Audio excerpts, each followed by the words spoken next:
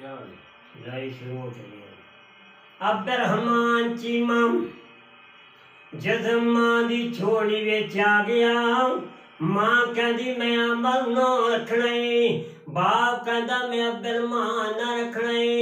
मेरी सरकार ने फरमाया दोवां नामां विचों दो नाम बड़े पसंद ने, अब्दुल्ला ते अब्दुर्रहमान।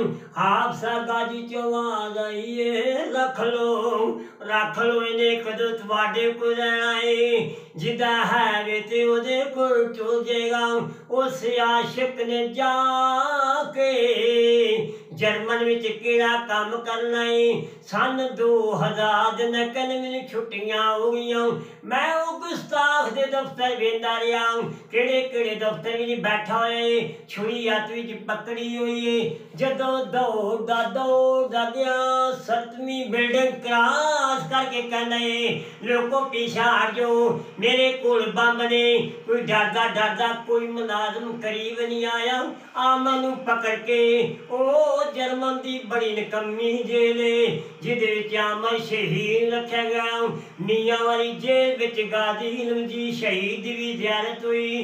कहन लगा आमन डोली ना, क़यामत तक तेरा भी ना दुनिया ते जारी रहेगा, मेरा भी ना जारी रहेगा। चढ़दी जवानी नबी तो तुम्हारी याद कर दिया मरो, तेनू खलकत तेनू सारी। मां दा बड़ा ताबियादार, बाप दा बड़ा ताबियादार, भैणा दा बड़ा शरीक दा मेहरबान। कहन लगा अब्बा जी मैं राईवेंडी टैक्साइल मिल दे अंदर मैं उत्थे काम कर रहा, मालिक ने उत्थे टैलां बनाईयां, टैलां ते इसमें पाक मुहम्मद लिखाया, मुहम्मद दा नाम लिखिया। मेरा खून खोल गया, 3 बंदे गुस्ताख, एक नू आमर मारन गया, तभी मौत ना भी मर गया भी गुस्ताखे रसूल। पहली इश्क दी चिंगारी उस मेले विच लगी। मेरे दे मालिक नूं बुलाया, कह लगा अखां क्यों बंद कीतियां नी, मेरे यार दे टैलां ते लिखा है ए मैनू वारा नहीं खांदा, या टैलां बंद कर दे या मेरा इस्तीफा कबूल कर ला। उन्हें बड़े बड़े तरले कीते, मुंडिया ना जा, कहंदा मैं मजबूर हाँ आ फस्तीफा एहो जे गुस्ताख कोल मैं रिहा, क़यामत नूं यार मैनू पुछ लवेगा। मां दा बड़ा ताबियादार, बाप दा बड़ा ताबियादार, भैणां दा बड़ा शरीक ते मेहरबान। टेबल ते खाना लगाए, सारा खानदान बैठ के खाना पिया खांदा है।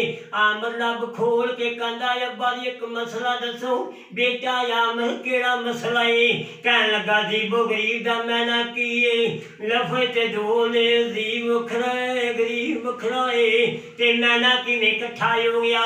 हैरान करने बात है, जेड़े नबी दे दीवाने हुंदे ने, जेड़े नबी दे परवाने हुंदे ने, जमदी वखरे हुंदे ने। चढ़दी जवान